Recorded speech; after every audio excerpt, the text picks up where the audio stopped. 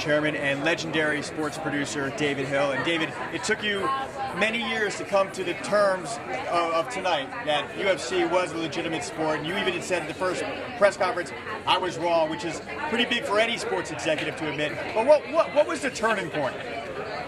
It was the realization that 10 years ago, this was this minuscule sector of the population were interested in MMA and in UFC. 6-7 years later, it becomes a worldwide phenomenon. It's not only in this country, every country in the world. That it is suddenly, it's all over the social media. It's become a huge event. And so the realization for me was that what boxing was to my generation, that UFC is to today's generation. So it was very simple to say, this is what we've got to get into.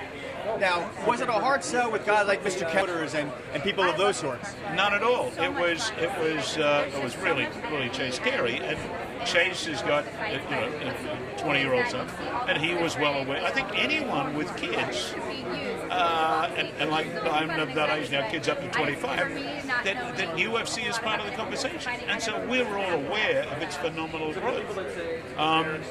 As far as the main sponsors were concerned, not at all. It was blue chip sponsors want to be associated with this sport. Now, I've been covering the sport since about the year 2000, and it's to see the journey that it's come to. But this is a night that was so far off in our imaginations. 10 years ago.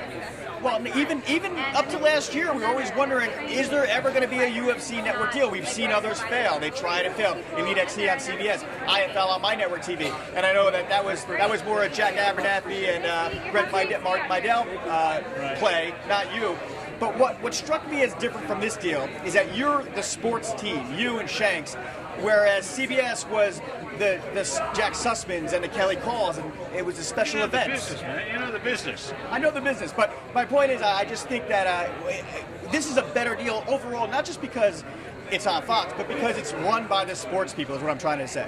It was really, this deal was actually really put together by Eric Shanks and Randy Freed. They saw the value, they saw moving ahead what this was.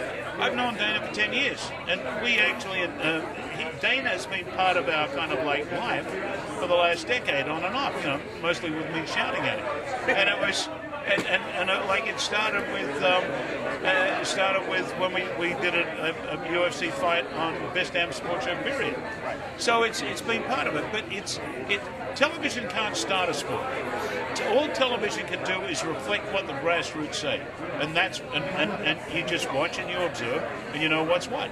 Last question. Now, you're known for innovative, sport vision with the yellow line, Stan Honey, and all that good stuff. Now, when you look at this sport, is there anything that you're going to be able to bring to the table that's going to make it more interesting for the viewer? I don't know. You can't legislate an idea. You just got to sit and watch. But I think that what Dana and Frank and Lorenzo have done such a phenomenal job in terms of television presentation. And I said, look, I don't want to, it's not broke, why fix it? A lot of the other sports that I've been involved with, that we've come in, and I've thought that we could do a heck of a lot, make it a heck of a lot better. Like, for example, baseball was like a silent movie till we started. But with this, I'll just look at the tapes and it just evolved. All right, David Hill. Mike, thank you.